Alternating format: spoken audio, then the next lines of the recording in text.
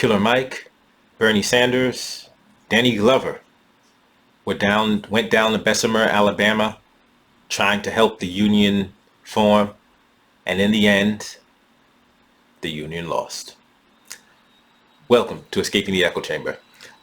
If you haven't heard, the Union effort in Bessemer, Alabama to unionize this giant, like 6,000 employee warehouse, Amazon warehouse, failed.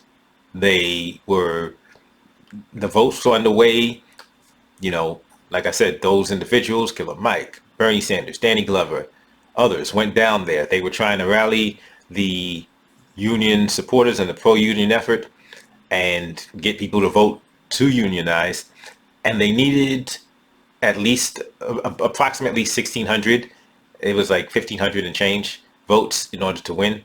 And it wound up being like 1,700 to 700 against unionizing. The union they were trying to join is the retail, wholesale, and department store union, RWDSU. A union I was once a part of. Which is why when I first read the story, I was like, okay, so hey, if the union effort didn't succeed, then all the people that were pro-union bounce and let all the people that were scared stay, And then I realized, wait, what union? Okay, so let me tell you about that union, my experiences with that union. So I had started a job at Duane Reade here in New York, and I think I was getting $8.75 an hour. $8.75 an hour. The union rep comes, sees me, and it's like, okay, yeah, I'm letting you know, I think it was like 2 weeks in or something like that to talk to me, and because they had opened, they hired. So here's what happened. They had a brand new store opening in Lower Manhattan, and they decided they were just going to hire like a whole new staff.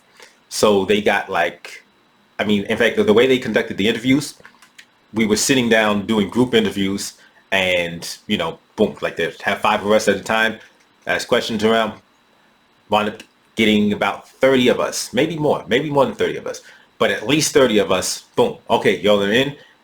You'll start at this location at this day. So we show up, and we're like, basically, we're all of the line level crew, all of the, we're all new. We have never worked for Duane. Well, we're new employees for Duane Reade. The manager, assistant managers, they're brought from other places to run the store. The rest of us are completely new. What can go wrong there? The interesting thing is they start us, we're getting everything together, packing shelves, everything. Well, in fact, shelves had already been starting getting packed, but we're, making final touches before the store's supposed to be opening. And once the store opens, they're like, you know what? We have too many people. Okay, so we're going to send like half of y'all to different stores now. I'm one of the lucky ones that stays at the store, at the new store. And my hours is like, I'm like, okay, wait a minute. First week, I say, okay, it's first week. We didn't start, I didn't start on a Monday or a Sunday. Okay, it's first week. Second week, I'm like, okay, wait a minute. Like, I signed up for full-time work. Like, I didn't even get 30 hours. What is this? And so they're like, okay, yeah, well, we had to send people away because we just didn't have enough hours for everybody. And so those of you who are here, we don't have enough hours to give you, full 40 hours. I'm like, well, yeah, what? You hired me and I applied for full-time work. Okay, yeah, let's get you, we'll send you to another store to get some more hours. So I would do, days, like several days at this store, and then do a day or a couple of days at a different store. The union rep, comes, sits down, like, okay, yeah, so then how this goes. I didn't have health insurance, not from them. And I'm like, okay, so what do I have to do? They're like, okay, yeah, but don't worry. On your after 30 days, you get a raise. Like, oh, interesting. Yeah, yeah. After 30 days, you get a 25-cent raise. I'm like you could have just kept that to yourself. Like, yeah, like maybe I would have noticed. I wouldn't have noticed, but maybe I would have, but I wouldn't have. So like that's the 25 cent. You could have kept that stuff. You could have kept that to yourself. You could have just said nothing instead of trying to act like a 25-cent raise from 8.75 to, in fact, was it 25 cents or 20 cents? Okay, I don't know. For some reason I have it in my mind that I only went up to 8.95. I didn't actually go up to $9. So I'm thinking it's a 25-cent raise, but there's a possibility it could have been a 20-cent raise. There's a possibility. Because for some reason 8.95 is just in my head. Like, so they're like, what? Oh, but after 90 days, you get another 25 cents, or and I'm like I didn't like try to hide it because I'm like really, yeah, keep this information to yourself, please, because don't try to act like this is like, oh yes, this is what we've done. I'm like, if this is what your union is worth, that's what your union can accomplish. Your union sucks. And the job overall sucked. I mean, in terms of just having to there's no downtime basically. In other words, as much as they complain about Amazon always like wanting people to always stay busy, they the at Dwayne Reed, Walgreens, I guess, same thing. It's okay, yeah, they're always watching you. Oh yes, make sure you're doing something. Even if you've accomplished the basic tasks, okay, go face. So now, if you don't know what facing is when you have the stock on the shelves and you're just pulling everything like up to make it level and flush. And hey, it's to make sure everything looks neat, as opposed to if you go up to a shelf and there's some stuff all the way in the back and then some stuff like, yeah, it's to make sure everything is up front and it looks good. People can just grab stuff off the shelf. But yeah, there's constant micromanaging, and it's a crap job. But the union wasn't some savior that made that otherwise crap job great. The union was like, I was looking at this like, this is some ridiculous nonsense. Anyway, 30 days in, I'm on an interview for a new job. Wound up going to that new job where I was getting paid more money, and I didn't have a union. I didn't have to deal with RWDSU, but I still was making more money just to start with. So that's my experience with RWDSU. But the interesting thing is, like that little story about me getting more money at a non-union place. Once I realized what union they were dealing with, I was like, you know what? They could have a point. In fact, they definitely have a point, because the Amazon workers there are starting at $15 an hour. So the Amazon workers at this warehouse already start at $15 an hour, and they start with healthcare. If I remember correctly, here in New York, the contract was you didn't get healthcare until after like a year or something, and I'm pretty sure there was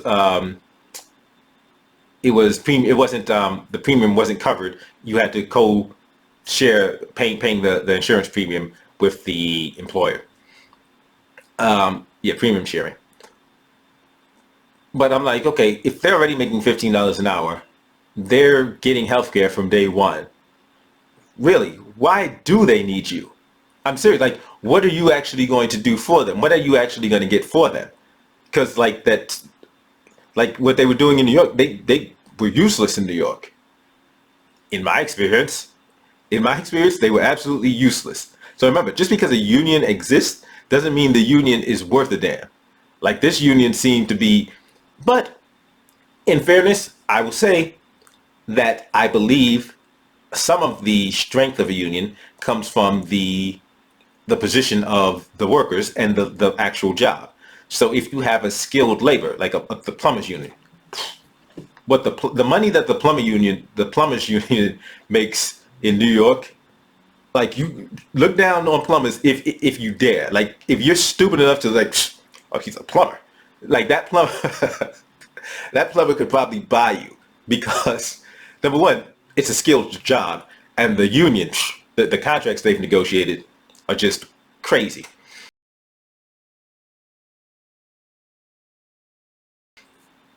But because of the lack of skill and cue the oh no, there's no such thing as unskilled labor. Yes, there is. There's and if you even want to say it's not unskilled, it's low skilled, and it's so low skilled. If your training can take place in a shift, it's a low skilled job because that means they could literally bring anybody in off the street, and in 8 hours that person can do the job.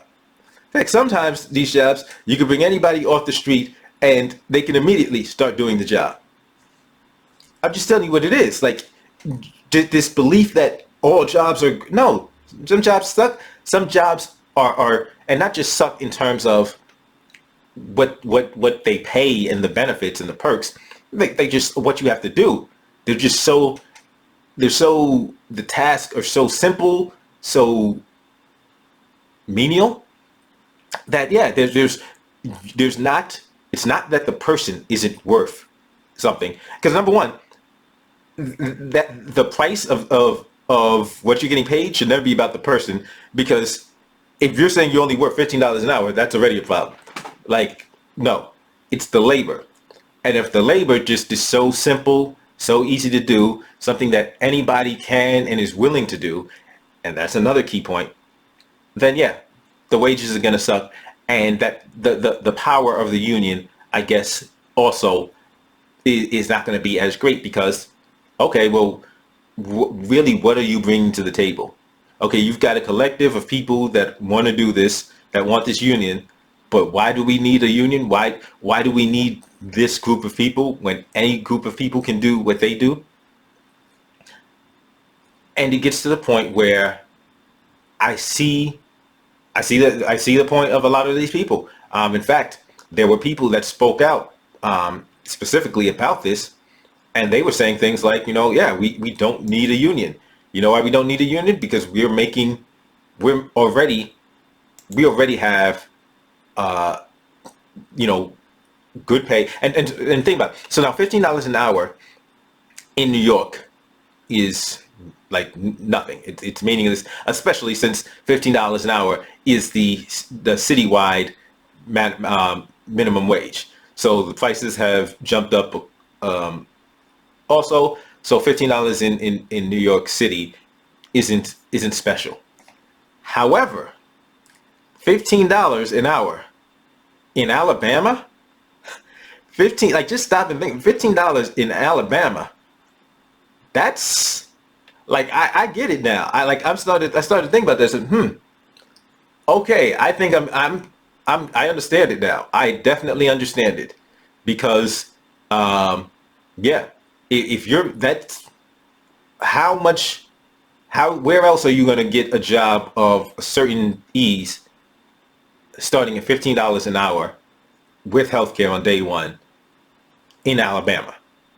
Like, so yeah, and that's even though it's not high wages in New York City, in California, in Alabama, like, yeah, okay, so what do we need the union for? Like, the union's going to come after these benefits have already been, won, and act like, yes, they're going to put the flag in the soil, acting like they did something. Like, no, like, you're just going to start collecting dues. And their dues are probably going to be high because these people are making $15 an hour. So yeah, there's a reason why the final vote was 1,798 against unionization to 738 for unionization. Additionally, they say 505 ballots were challenged and 76 were void. So even if those, let's say all of those 581 ballots were good, they still fail. They still don't win. Still not enough votes to defeat the votes against unionization. In fact, some other points are that people were like, wait a minute, they were trying to cast the union drive as an extension of the Black Lives Matter movement.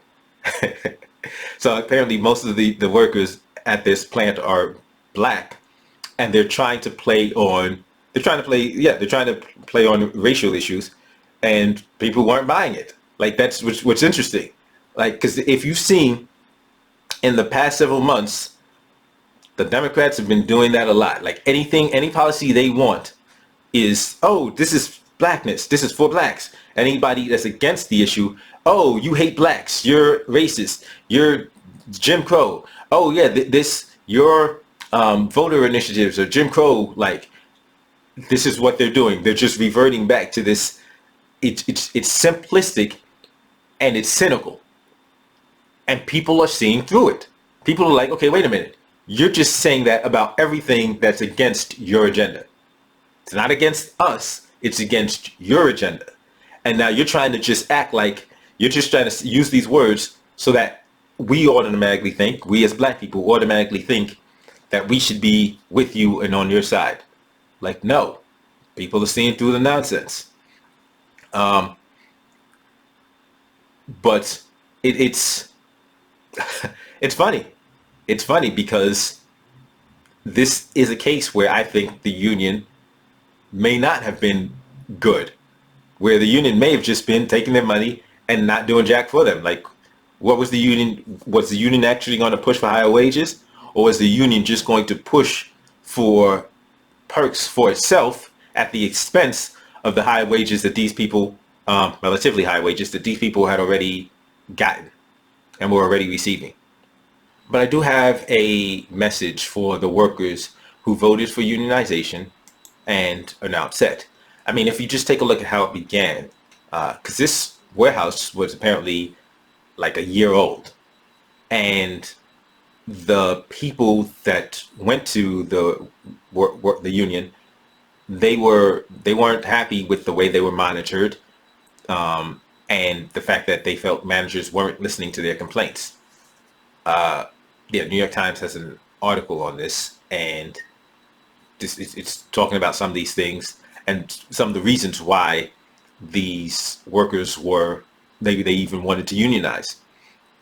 And they had a lot of support. It seemed like they were actually going to win, because they had enough workers sign the cards to get the election, and that's why the NLRB, the National Labor Relations Board, why they approved the vote. But Amazon campaigned and wound up winning. The point is, where do the workers who are upset now go from here? My first suggestion is start looking for better jobs. Start looking for a job that is going to pay you as much or close to as much and provide you some more freedom, some more autonomy. Very first thing I would suggest. Now, if you go looking for another job and you find that you can't find a job that's willing to pay you as much as you were getting at Amazon, take that into consideration. Maybe your situation isn't as bad as you thought it was. Additionally, let's say you do find a job that's going to pay you close to that, and they give you the freedom of they're not watching you every second of the day. Okay, cool.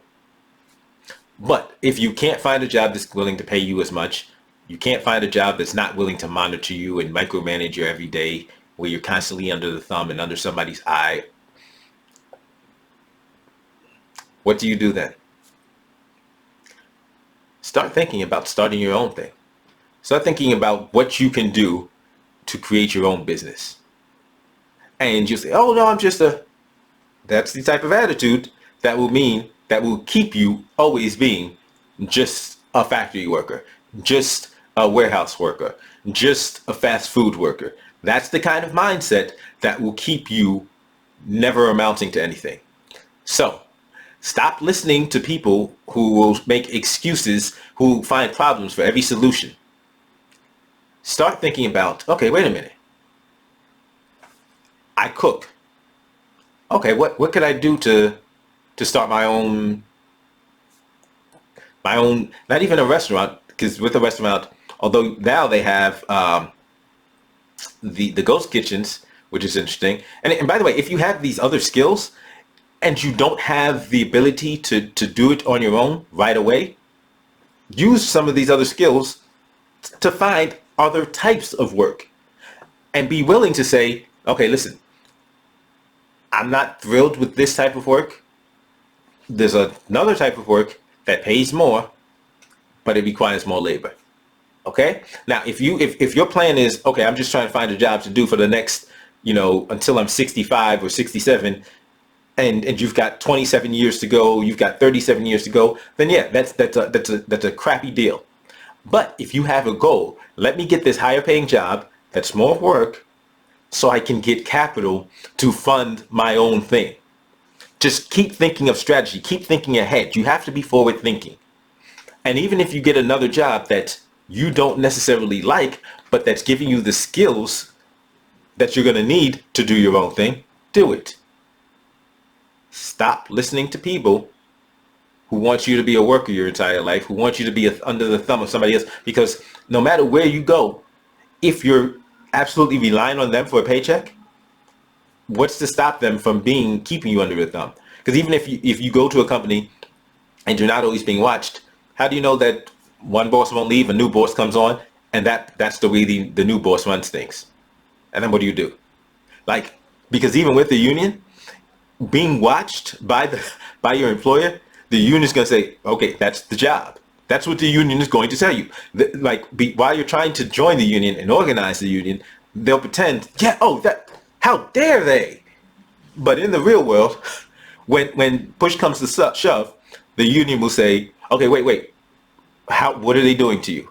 Okay, they're watching you do your job? Okay, yeah, that's the job. That's part of the job. You do your job, they make sure you do your job. Why are you coming to us with this? What do you expect us to do? You expect us not to tell them not to make sure you're doing your job? Are you doing, that's what the union is going to tell you. So realize that the union had their own interest in making money off of those 6,000 workers. That's why the union actually decided to go ahead and do this. It's a lot of workers, it's a lot of dues.